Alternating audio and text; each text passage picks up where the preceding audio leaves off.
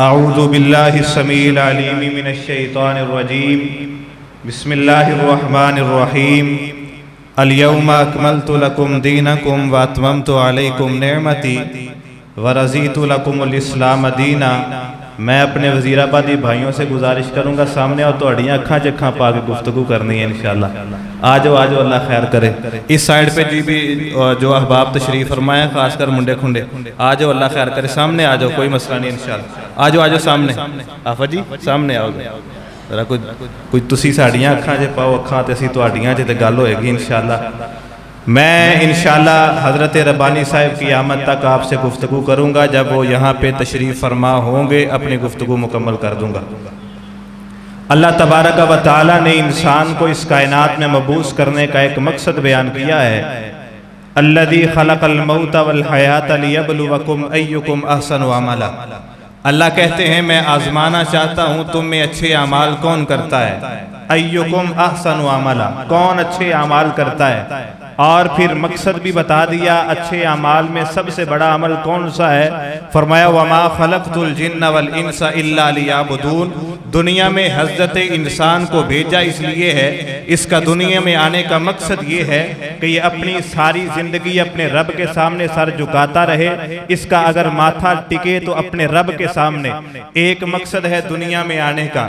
जब मर के इंसान मैदान माशर में जाएगा, अल्लाह इस दुनिया में किए हुए आमाल के मुतालिक सवालात करेंगे। कुछ सवाल वो हैं जिनका ताल्लुक मैदान माशर के साथ है, और कुछ सवालात वो हैं जिनका ताल्लुक इंसान की कब्र के साथ है। जब इंसान कब्र में जाएगा, कब्र में भी अल्लाह फरिश्तों को भेज के इससे सवालात करेंगे। आज हमने इंशाअल्लाह उन्हीं सवालों पे गुफ्तगू करनी है। जब रब्बानी साहब आ जाएंगे गुफ्तगू मुकम्मल करेंगे, और इंशाअल्लाह फिर कभी मौका मिला तो अगला हिस्सा बयान करेंगे। कब्र के 3 सवाल हैं, 3 सवालों पे गौर करें। मैंने और आपने इनकी तैयारी कितनी की है। पहला सवाल है मर रब्बू का, तेरा रब कौन है। इंसान कब्र में जाएगा, दुनिया से ताल्लुक है, कब्र में पड़ा है। फरिश्ते आके जगाएंगे, उठाएंगे, और जब नेक इंसान उठेगा, अल्लाह का इबादत गुजार बंदा उठेगा, ये फरिश्तों से कहेगा भाई मेरी असर की नमाज रहती है, नमाज पढ़ लूं, फिर बाद में तुम्हारे सवालों का जवाब दूंगा। इमाम कायनात ने फरमाया फरिश्ते कहेंगे जो दुनिया में पड़ी थी आज उनके जिजा लेने का वक्त आया है, अभी सवालों के जवाब दे। फरिश्ते सवाल करेंगे। पहला सवाल है मर रब्बू का, तेरा रब कौन है। आज मैं गौर करूं, आप भी करें, क्या हमने अपने रब की पहचान की है या नहीं की। थोड़ा सा बता देता हूं, थोड़ी सी मुश्किल के आ जाने पर रब के साथ शिकवे करने वाले को रब की पहचान नहीं है। औलाद न मिलने पर गैरों के दर पे झुकने वाले को रब की पहचान नहीं है।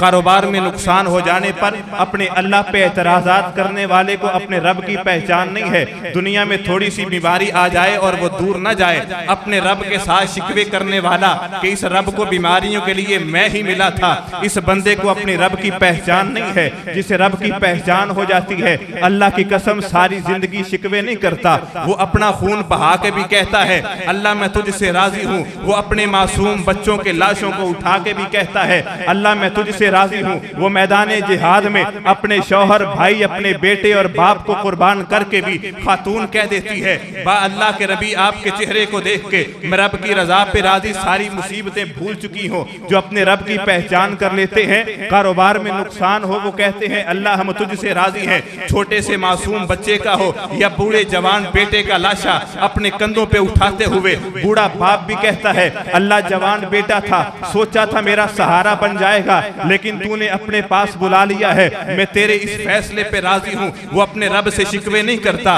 वो अपने रब के सामने अपनी जुबान को दराज नहीं करता, वो अपने रब से उम्मीदों को तोड़कर गैरों से उम्मीदों को वाबस्ता नहीं करता। वो डेरियों पे जाके अपने सर को झुकाता नहीं है, वो पत्थरों के सामने माथे को टेकता नहीं है, वो अपने दामन जाके कब्रों के सामने फैलाता नहीं है। आओ मर रब्बू का, तेरा रब कौन है। कब्र का पहला सवाल है। पहला सवाल आज गौर करें, अपने माशरे पे नजर दौड़ाएं, किस किस ने अपने रब की पहचान की है। सही बुखारी में एक वाकया मौजूद है जिसकी तरफ हजरत कारी साहिब ने इशारा किया कि एक खातून थी बूढ़ी जो मस्जिद नबी की सफाई किया करती, जिसकी कब्र पे जाके इमामुल अंबिया ने नमाज जनाजा अदा की है। ये बूढ़ी औरत है, सियाह रंग है, मस्जिद नबी की सफाई करती है। एक दिन हजरत सैयदा आयशा रज़ी अल्लाह ताला अन्हा के सर पे कंघी कर रही है। कंघी करते करते बार बार कहती है, हाय वो सुरखार वाला दिन, हाय वो सुरखार वाला दिन। पूछने वाली सैयदा आयशा ने पूछा, ए खातून किस दिन की बात कर रही है? कौन सा दिन है जो तुझे भूल नहीं रहा? किसका तज़किरा बार बार कर रही है? तेरी जुबान से यो जुमला बार बार क्यों निकल रहा है? ये खातून कहती है, माँ जी अगर आपने पूछा है मैं बता देती हूँ, मैं एक ऐसी बस्ती में रहती थी जहाँ पे खुदा का तसव्वुर नहीं था। हमारा अकीदा ये कि दुनिया भी खुद बनी है, जमीन और आसमान का निजाम चलाने वाला कोई नहीं है। आसमान भी खुद बने, जमीन खुद बनी है, इंसान खुद पैदा होते हैं, मर जाते हैं, सिलसिला खत्म हो जाता है, कोई इस कायनात का निजाम चलाने वाला नहीं है। हमारा ये अकीदा था। कहती है उस बस्ती में मुझ पे गुर्बत आ गई, मैंने अपने इलाके को छोड़ के एक और बस्ती को अपना मस्कन बनाया, वहां पे जाके डेरे डाले, वहां के चौधरी से मुलाकात की, उसके घर में नौकरानी की हैसियत से रहना शुरू कर दिया। कहती है मैंने वहां पे जाके अजीब माहौल देखा है, किसी ने पत्थर का बुत बनाया है, उसके सामने झुक जाता है, किसी ने लकड़ी का बुत बनाया है, उसके सामने माथा टेक देता है, कोई जाके माबद खानों में अपने सर झुकाता है, कोई मट्टी की ढेरियों के सामने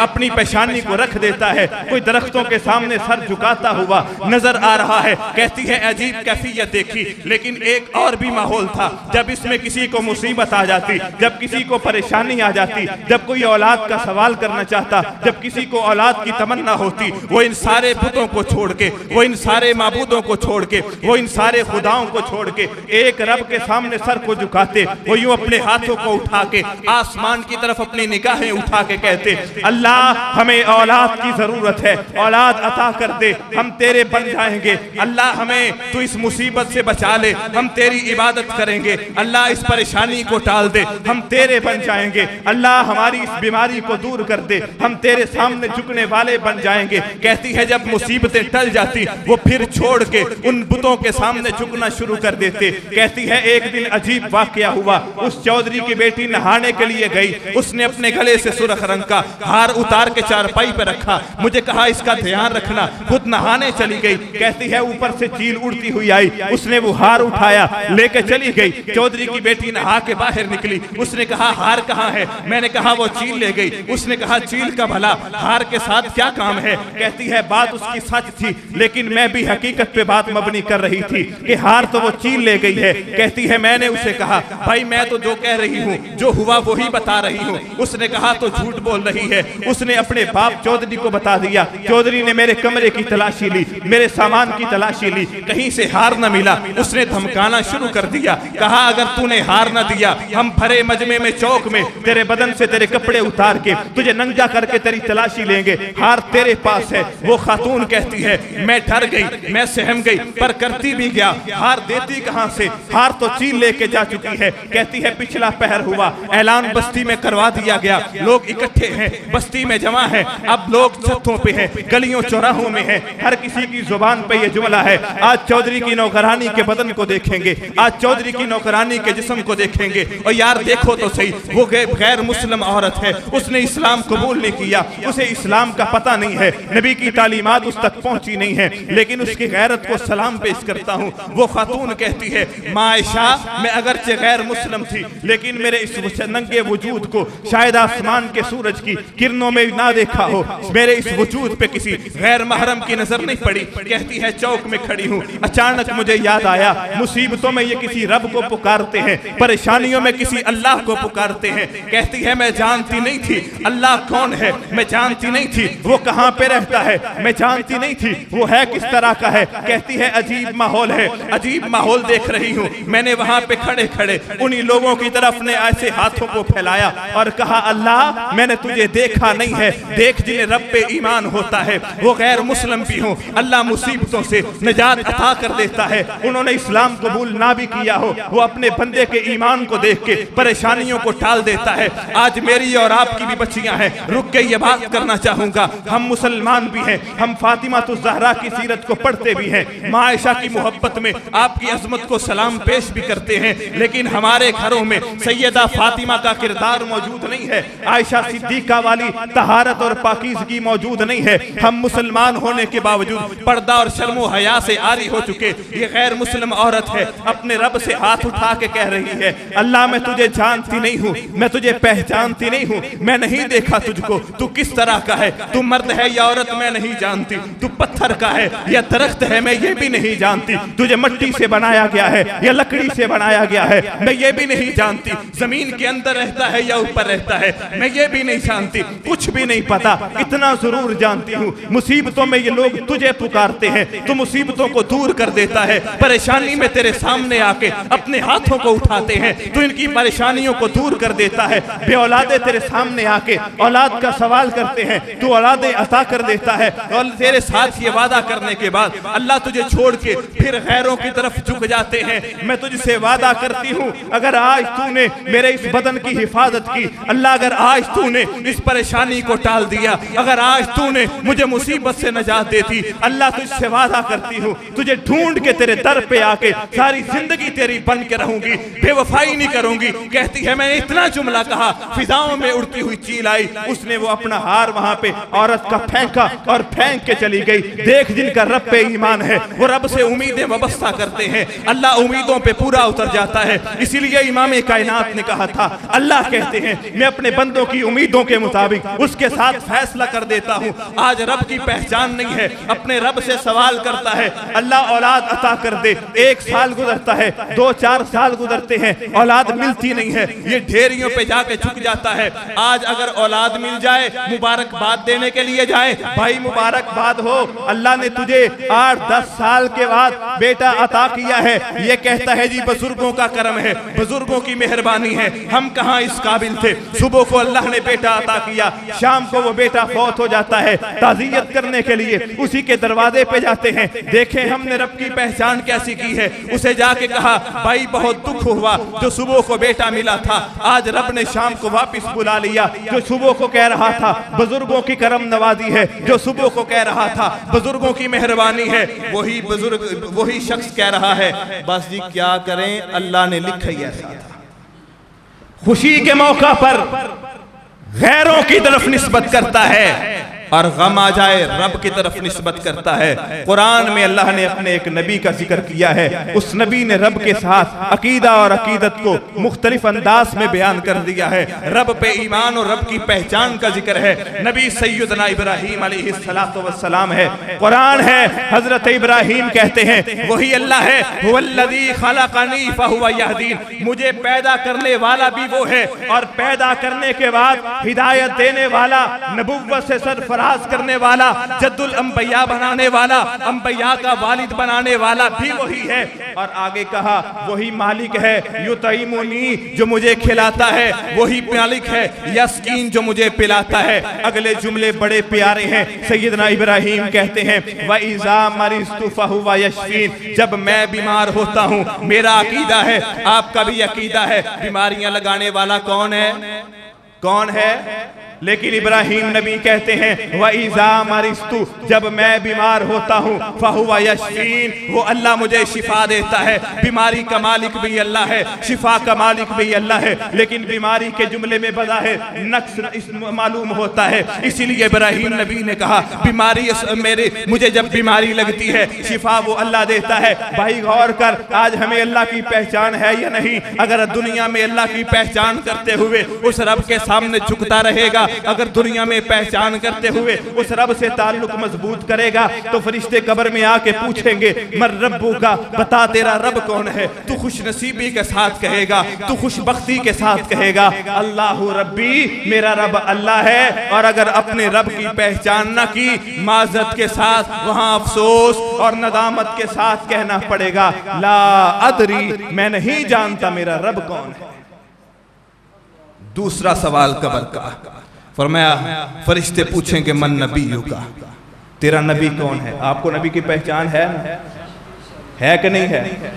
हौली हौली बोलो, इंशाल्लाह रब्बानी साहब करीब आ गए, है कि नहीं है? अभी पता चल जाता है। फरमाया फरिश्ते पूछेंगे मन नबीयु का, तेरा नबी कौन है?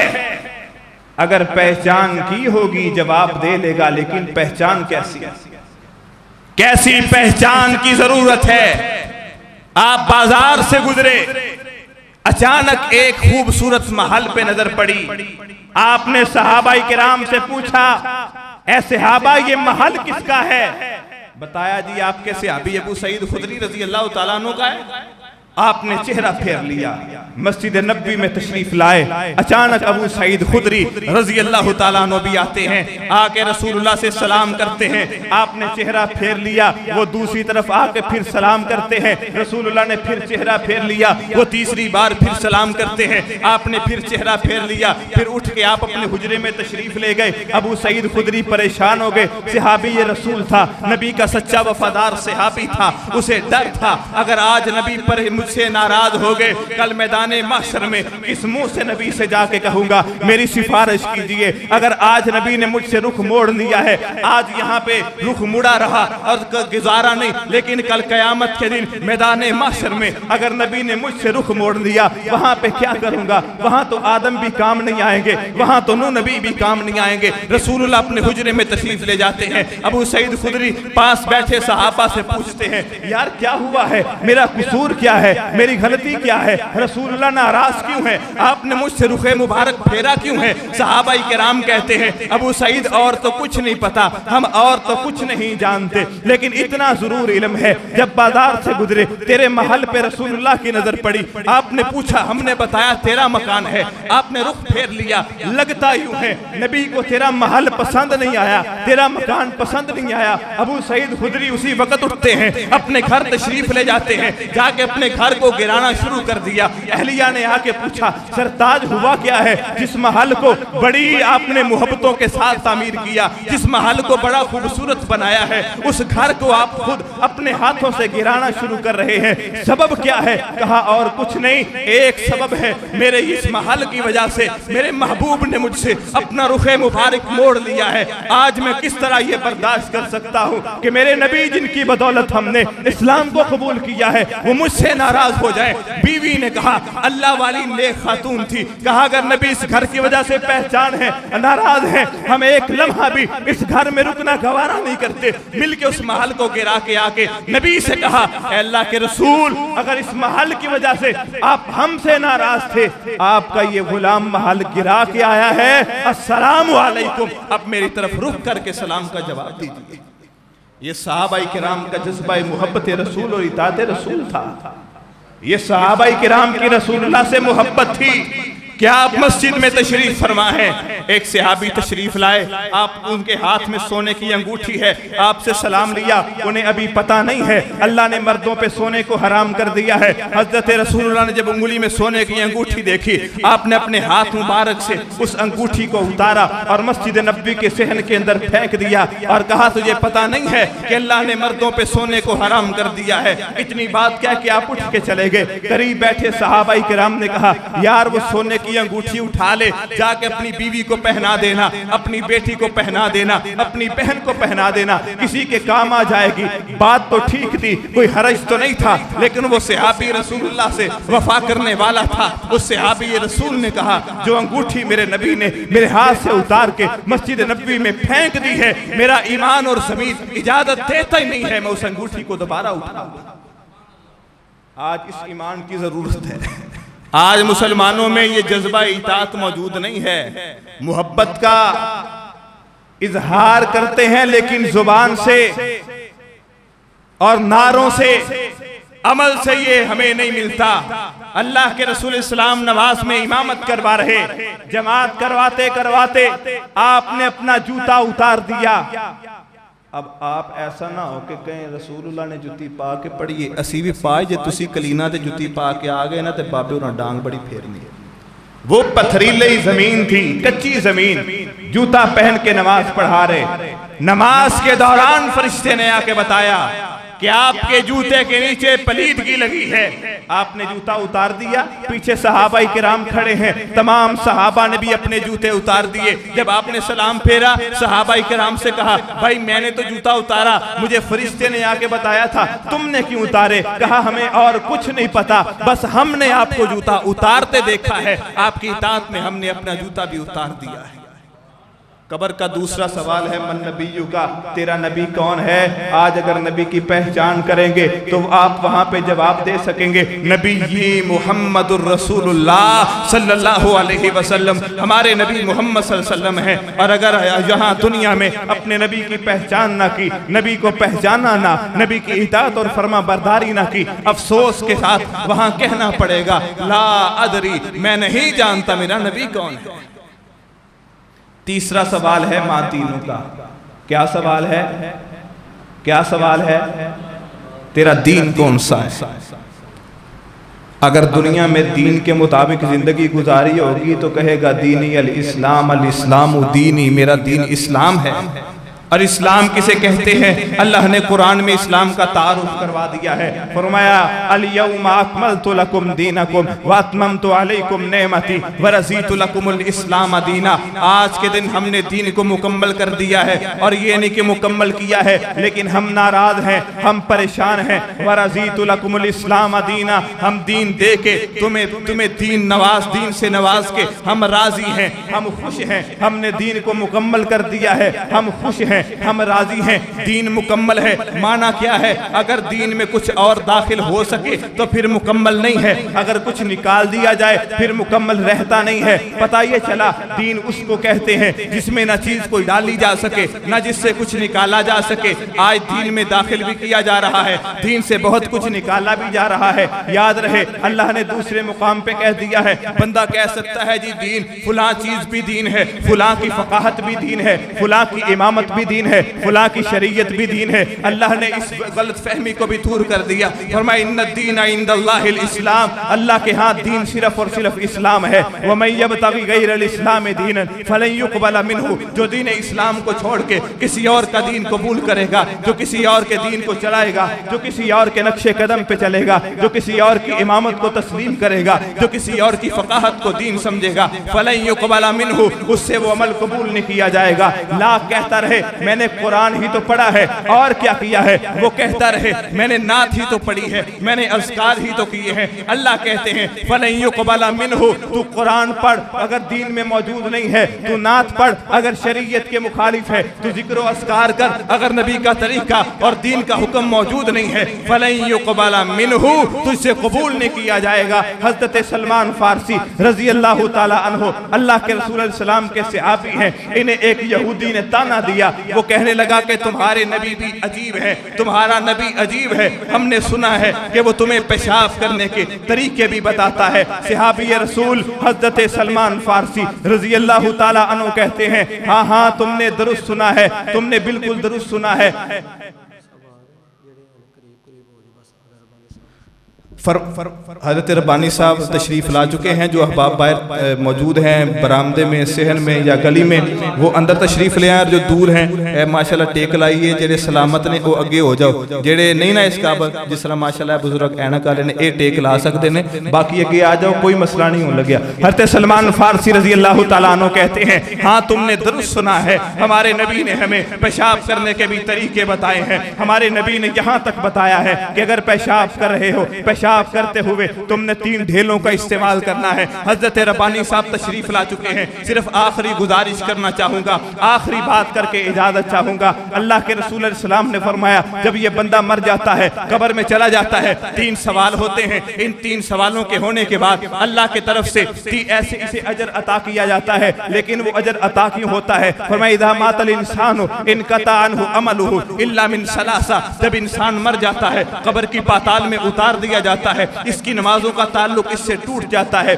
इसके रोजों का ताल्लुक इससे खत्म हो जाता है। लेकिन 3 अमाल ऐसे हैं जिनका अजर और सवाब इसे कब्र के अंदर भी अता किया जाता है। उन 3 सवालों में से सिर्फ एक, उन 3 कामों में से सिर्फ एक काम की इजाजत करके इजाजत चाहूंगा। अल्लाह के रसूल सलाम ने फरमाया उन 3 अमाल में एक अमाल वो है और एक अमल वो है औ इल्मिन युंतफ़उ बिही, दुनिया में ऐसा इल्म सीख जाता है जो इसके मरने के बाद भी लोग उससे फायदा हासिल करते हैं। वो इल्म कौन सा है जिससे फायदा मरने के बाद भी हासिल किया जाता है? वो इल्म दीन का इल्म है, वो दावत दीन की दावत है, वो इल्म कुरान का इल्म है, वो इल्म नबी की हदीस का इल्म है। आप आए तो सही, आज मैं अपने गिरेबान में झांकूं, आप अपने गिरेबान में झांके। अल्लाह ने औलादों से नवाजा है, अल्लाह ने बेटे भी अता किए हैं, अल्लाह ने बेटियां भी अता की हैं। कितने बेटे हैं आपके जिन्हें आपने कुरान पढ़ाया है? कितनी बेटियां हैं आपकी जिन्हें पैगंबर की हदीस सिखाई है? कौन है ऐसे लोग जिन्होंने अपने घर में नबी की सीरत की किताब पढ़ी है? और याद रखो, लाख दुनिया में दावे करते रहो नबी के साथ मोहब्बत के, लेकिन डूब मर जाने का मुकाम है। एक मुसलमान हो, अपने आप को मुसलमान कहने वाला हो, नबी से मोहब्बत का इजहार करने वाला भी हो, नबी की मोहब्बत का दम भरने वाला भी हो, 30, 40, 50 साल की जिंदगी गुजारे, जिंदगी में नबी की सीरत पे एक किताब भी पढ़ी ना हो, कैसा मुसलमान है जिसने अपनी जिंदगी में नबी की सीरत की एक किताब भी नहीं पढ़ी? कैसा मुसलमान है जिसने कुरान का बुनियादी इल्म भी हासिल नहीं किया? जब इंसान मर जाए, कैसा मुसलमान है मरने के बाद एक बेटा भी ऐसा नहीं है जो मुसल्ले पे खड़ा होके इसका जनाजा पढ़ा सके? आए, अपनी औलादों को दीन सिखाएं, अपनी औलादों को कुरान पढ़ाएं, अपनी औलादों को दीनी इल्म सिखाएं, बुखारी पढ़ाएं, मुस्लिम पढ़ाएं। मर जाने के बाद कोई एक बेटा ऐसा पैदा कर जाए, मर जाने के बाद कोई एक अपनी औलाद में ऐसा जवान पैदा कर जाए, आपकी मैयत जब वहां पे पड़ी हो, आपकी मैयत के पीछे आपका जनाजा पढ़ाने वाला मोहल्ले का मौलवी ना हो, इलाके का खतीब ना हो, आपका अपना बेटा हो, याद रहे उलमा के दिल में भी आपकी मोहब्बत मौजूद होगी, वो भी बड़े खुलूस के साथ आपका जनाजा पढ़ा देंगे। लेकिन जो खुलूस आपके बेटे की दुआओं में होगा, जो जिस रोने के अंदाज के साथ आपका बेटा जनाजा पढ़ाएगा, कोई और पढ़ा नहीं सकता। यही आखिरी गुजारिश है, अपनी औलादों को दीन सिखाएं, दीन पढ़ाएं, दीन से प्यार करें। बड़े बड़े फितने उठ रहे हैं, कहीं पे खत्म नबूवत पे डाके डाले जा रहे हैं, कहीं पे लिबरलिज्म का फितना आज हमारे वतन पे छाया हुआ है, कहीं पे नौजवानों को दीन से दूर करने के लिए कोशिशें की जा रही हैं, इल्हाद का फितना मौजूद है, कादियानियत का फितना मौजूद है, राफजियत अपने ही दम बढ़ती जा रही है। इसलिए गुजारिश है, इन फितनों से अपनी औलादों को बचाने के लिए दीन पढ़ाएं, दीन के करीब करें। यहाँ आपके गांव में भी बच्चियों का इदारा मौजूद है, उस इदारे में आप अपनी बेटियों को दाखिल करवाएं। यहाँ पे बच्चों का नहीं है, बाहर दाखिल करवाएं, अपने बेटों को दीन पढ़ाएं ताकि कब्र में आपके काम आ सके। हजरत शेर रब्बानी कायदे जिला तशरीफ फरमा है, हजरत कारी मोहम्मद हनीफ रब्बानी साहिब हाफिज़हुल्लाह, वो आपसे हम कलाम होंगे। अल्लाह ताला से दुआ है कि वो मालिक जो कुछ बयान किया अमल करने की तौफीक अता फरमाए। आमीन व मा अलैना इल्लल बलाग।